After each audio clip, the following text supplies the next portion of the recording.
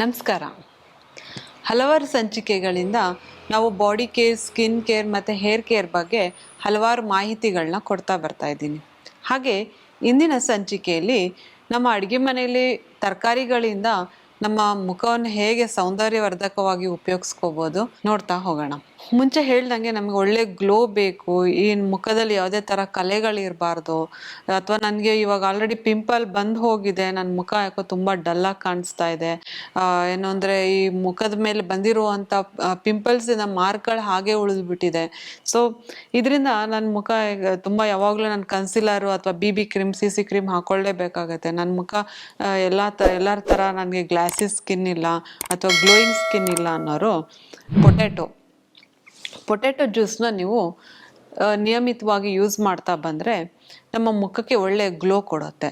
ಹೇಗೆ ಈ ಪೊಟ್ಯಾಟೊ ಜ್ಯೂಸ್ನ ಹೇಗೆ ನಾವು ಯೂಸ್ ಮಾಡ್ಬೋದು ಅಂದರೆ, ಇದು ಪೊಟ್ಯಾಟೊ ಜ್ಯೂಸ್ ಎರಡು ರೀತಿಲಿ ನಾವು ಯೂಸ್ ಮಾಡ್ಬೋದು. ಒಂದು ಪೊಟ್ಯಾಟೊ ಜ್ಯೂಸ್ ಅಂದರೆ ನಾವು ಪೊಟ್ಯಾಟೊನ ಅಂದರೆ ನೀವು ಆಲೂಗೆಡ್ಡೆನ ತುರಿದು ನಮಗೆ ಏನು ಒಂದು ರಸ ಬರುತ್ತೆ ಅದನ್ನು ನಾವು ಉಪಯೋಗಿಸ್ಕೋಬೋದು. ಹಾಗೆ ಈ ರಸವನ್ನು ಒಂದು 5ರಿಂದ 10 ನಿಮಿಷ ನಾವು ಹಾಗೆ ಬಿಟ್ಟರೆ ಇದ್ರ ಕೆಳಗಡೆ ಈ ಒಂದು ರಸನ ನೀವು ಬಗ್ಸಾಗ ಕೆಳಗಡೆ ಒಂದು ಸ್ಟಾರ್ಚ್ ಫಾರ್ಮ್ ಆಗಿರುತ್ತೆ ಬೆಳ್ಳಕ್ಕೆ. ನೀವು ನೋಡಿರ್ಬೋದು, ಯಾವಾಗಲಾರು ನೀವು ಆಲೂಗೆಡ್ಡೆ ನೆನೆಸಿದಾಗ ಕೆಳಗಡೆ ಸ್ವಲ್ಪ ಸ್ಟಾರ್ಚ್ ಥರ ಉಳ್ಕೊಂಡಿರುತ್ತೆ. ಸೊ ಈ ಎರಡು ರೀತಿಲಿ ನಾವು ಯಾವ ಥರ ನಾವು ಆಲೂಗೆಡ್ಡೆನ ನಾವು ದಿನನಿತ್ಯ ಕ್ರಮದಲ್ಲಿ ಉಪಯೋಗಿಸ್ಕೊಂಡು ನಮ್ಮ ಸ್ಕಿನ್ಗೆ ಒಳ್ಳೆ ಹೇಗೆ ಗ್ಲೋ ತರ್ಬೋದು ಅನ್ನೋದನ್ನ ಈ ಸಂಚಿಕೆಯಲ್ಲಿ ನೋಡೋಣ. ಒಂದು ಹೇಗೆ ಅಂದರೆ, ಈ ಆಲೂಗೆಡ್ಡೆ ರಸವನ್ನು ನೀವು ತೆಗೆದಿಟ್ಕೊಂಡಿರ್ತೀರಲ್ಲ, ಅದನ್ನು ನೀವು ಯಾವುದೇ ಒಂದು ಪ್ಯಾಕ್ ಹಾಕೋಬೋದು. ಇವಾಗ ನನಗೆ ತುಂಬ ಆಯಿಲಿ ಸ್ಕಿನ್ ಇದೆ ಅನ್ನೋರು ಕಡಲೆ ಹಿಟ್ಟನ್ನ ಉಪಯೋಗಿಸ್ಬೋದು. ಹೇಗೆ ಅಂದರೆ, ಕಡಲೆ ಹಿಟ್ಟು ತೊಗೋಬೇಕಾಗತ್ತೆ 1 ಸ್ಪೂನು.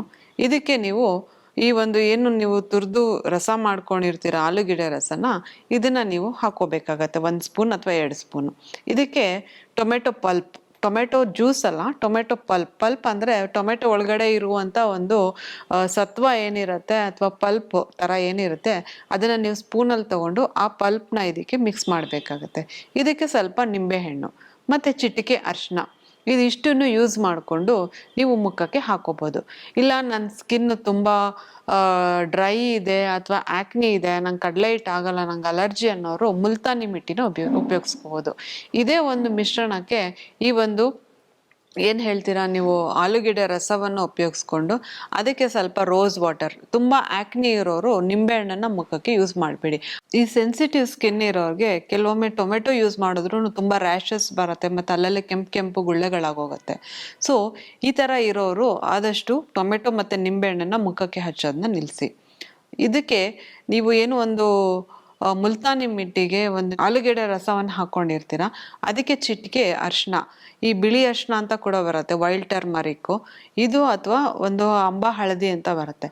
ಇದರಲ್ಲಿ ಯಾವ್ದಾದ್ರು ಒಂದನ್ನು ನೀವು ಯೂಸ್ ಮಾಡಿಕೊಂಡು ಮುಖಕ್ಕೆ ಪೇಸ್ಟ್ ಮತ್ತು ರೋಸ್ ವಾಟರ್ ಮತ್ತು ನೀವು ಈ ಆ್ಯಕ್ನಿ ಇರೋವಂಥವ್ರು ಜಾಸ್ತಿ ಆಲೋವೆರಾ ಜೆಲ್ನ ಹಚ್ಚಬೇಕಾಗತ್ತೆ. ಇದು ಜಾಸ್ತಿ ಆ್ಯಕ್ನಿ ಬಂದಿರೋದ್ರಿಂದ ಮುಖ ತುಂಬ ಸ್ಟಿಫ್ನೆಸ್ ಆಗಿ ಮತ್ತು ಡ್ರೈ ಆಗಿರುತ್ತೆ. ಸೊ ಈ ಥರ ಇರೋರು ಆದಷ್ಟು ಆಲೋವೆರಾ ಜೆಲ್ನ ನೀವು ಜಾಸ್ತಿ ಯೂಸ್ ಮಾಡ್ತಾ ಬಂದರೆ ಪಿಂಪಲ್ ಕೂಡ ಹೆಲ್ಪ್ ಆಗುತ್ತೆ, ಮತ್ತು ಈ ನಿಮ್ಮ ಮುಖದಲ್ಲಿ ಆ್ಯಕ್ನಿ ಕೂಡ ಕಡಿಮೆ ಆಗಿ ಈ ಆ್ಯಕ್ನಿ ಎಲ್ಲ ಹೋಗಿ ನಿಮಗೆ ಒಳ್ಳೆ ಗ್ಲೋ ಕೊಡುತ್ತೆ. ಮತ್ತು ಈ ಪಿಂಪಲ್ಸ್ ಬಂದು ಹೋಗಿರೋರಿಗೆ ಮುಖದ ಮೇಲೆ ಅಲ್ಲಲ್ಲೇ ಬ್ರೌನ್ ಆಗಿ ಒಂದು ಕಲೆಗಳು ನಿಂತ್ಕೊಂಡ್ಬಿಟ್ಟಿರುತ್ತೆ. ಸೊ ಇದು ಮುಖ ತುಂಬ ವಿಕಾರವಾಗಿ ಕಾಣಿಸ್ತಿರುತ್ತೆ. ಅಂಥವ್ರು ಈ ಪ್ಯಾಕ್ನ ನಿಯಮಿತವಾಗಿ ಯೂಸ್ ಮಾಡ್ತಾ ಬಂದರೆ ಮುಖ ಒಳ್ಳೆ ಗ್ಲೋ ಕೊಡುತ್ತೆ ಮತ್ತು ಸ್ಕಿನ್ ತುಂಬ ಈವನ್ ಆಗಿ ಕಾಣಿಸುತ್ತೆ. ಎಲ್ಲ ಒಂದು ಕಲೆಗಳೆಲ್ಲ ಫೇಡ್ ಆಗಿ ನಿಮ್ಮ ಮುಖ ಮೊದಲಿನ ಥರ ಆಗುತ್ತೆ. ಹಾಗೆ ಇವಾಗ ಈ ಸ್ಟಾರ್ಚ್ನ ಉಪಯೋಗಿಸ್ಕೊಂಡು ನಾವು ಏನು ಮಾಡ್ಬೋದು, ಈ ಸ್ಟಾರ್ಚ್ ಕೂಡ ಉಳಿದಿರುತ್ತೆ. ಇದಕ್ಕೆ ಸ್ವಲ್ಪ ನಿಮಗೆ ಅನುಕೂಲ ಇರೋ ಹಾಗೆ ಅಕ್ಕಿ ಹಿಟ್ಟು ಅಥವಾ ಕಡಲೆ ಹಿಟ್ಟು, ಇಲ್ಲ ಅಂದರೆ ಗೋಧಿ ಹಿಟ್ಟು, ಈ ಮೂರಲ್ಲಿ ಯಾವುದಾದ್ರೂ ಒಂದನ್ನು ನೀವು ಯೂಸ್ ಮಾಡಿಕೊಂಡು 1 ಸ್ಪೂನು ಆ ಸ್ಟಾರ್ಚ್ಗೆ ಹಾಕಿ ಇದಕ್ಕೆ ರೋಸ್ ವಾಟರು ಅಥವಾ ಮೊಸರು ಮತ್ತು ಇದಕ್ಕೆ ಒಂದು ಅರಿಶಿನ, ಇದಿಷ್ಟನ್ನು ನೀವು ಒಂದು ಒಳ್ಳೆ ಪ್ಯಾಕ್ ಮಾಡಿ, ಜೊತೆಗೆ ಒಂದು ಸ್ವಲ್ಪ ಕೊಬ್ಬರೆಣ್ಣೆ ಇಲ್ಲ ಅಂದವರು ವಿಟಮಿನ್ E ಆಯಿಲ್ ಕೂಡ ನೀವು ಬಳಸ್ಕೋಬೋದು. ಇದಿಷ್ಟನ್ನು ಮಿಕ್ಸ್ ಮಾಡಿ ಮತ್ತು ನೀವು ಮುಖಕ್ಕೆ ಹಚ್ಚಬೇಕಾಗತ್ತೆ. ಇದಕ್ಕೆ ನೀವು ಅಡಿಷ್ನಲ್ ಆಗಿ ಬೇಕಂದರೆ, ನನಗೆ ಸ್ಕಿನ್ ಟ್ಯಾನ್ ಹೋಗಬೇಕು ಮತ್ತು ಸ್ಕಿನ್ ಈವನ್ ಆಗಿ ಕಾಣಿಸ್ಬೇಕನ್ನೋರು ಕಾಫಿ ಪೌಡರ್ ಅಂದರೆ ಇನ್ಸ್ಟೆಂಟ್ ಕಾಫಿ ಪೌಡರ್ ನಮ್ಗೇನು ಸಿಗುತ್ತೆ ಅದನ್ನು ಕೂಡ ನಾವು ಮಿಕ್ಸ್ ಮಾಡಿಕೊಂಡು ನಾವು ಮುಖಕ್ಕೆ ಅಥವಾ ಕುತ್ತಿಗೆಗೆ ಹಚ್ತಾ ಬರಬೇಕು.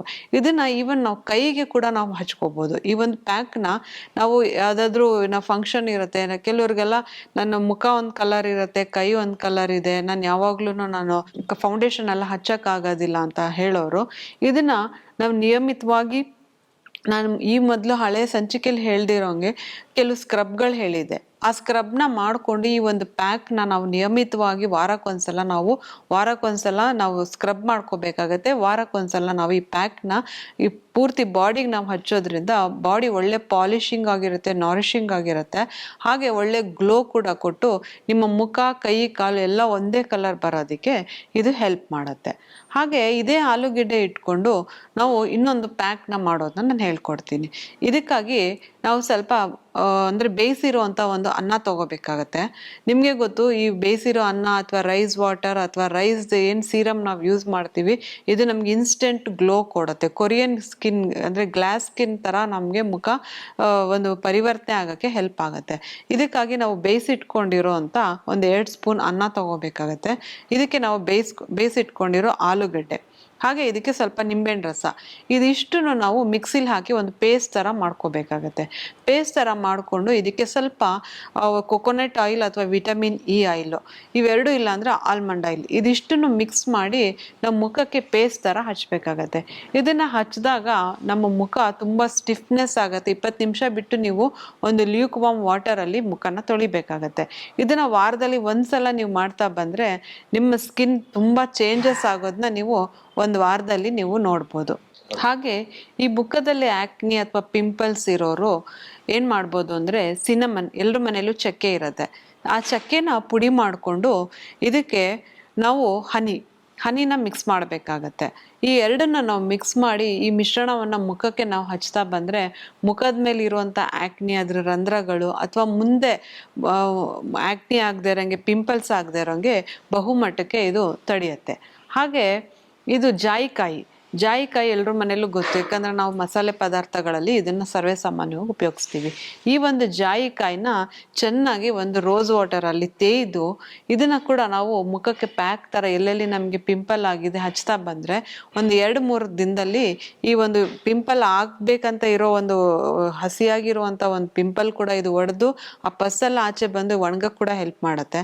ಅಥವಾ ನಮಗೆ ಪಿಂಪಲ್ ಆಲ್ರೆಡಿ ಆಗೋಗಿದೆ, ಇದು ಇನ್ನೇನು ಒಣಗೋ ಸ್ಟೇಜಲ್ಲಿ ಇದೆ, ಇದು ಮತ್ತೆ ನಮಗೆ ಬರಬಾರ್ದು ಅಂತಂದ್ರೆ ಈ ಜಾಯಿಕಾಯಿಗೆ ರೋಸ್ ವಾಟರ್ ಹಚ್ಚಿ ನಿಯಮಿತವಾಗಿ ನಾವು ಹಚ್ತಾ ಬಂದ್ರೆ ಇದು ಕೂಡ ನಮ್ಮ ಸ್ಕಿನ್ಗೆ ಒಳ್ಳೆ ಕಾಂಪ್ಲೆಕ್ಷನ್ ಕೊಡೋಕ್ಕೆ ಹೆಲ್ಪ್ ಆಗುತ್ತೆ. ನೋಡಿದ್ರಲ್ಲ ವೀಕ್ಷಕರೇ, ಇಲ್ಲಿವರೆಗೂ ಹಲವಾರು ಸ್ಕಿನ್ ರಿಲೇಟೆಡ್ ಪ್ರಾಬ್ಲಮ್ಸ್ಗೆ ಮನೇಲೆ ಹೇಗೆ ನಾವು ರೆಮಿಡೀಸ್ನ ಕಂಡ್ಕೋಬೋದು ಅನ್ನೋದನ್ನ ತಿಳ್ಕೊಟ್ಟಿದ್ದೀನಿ.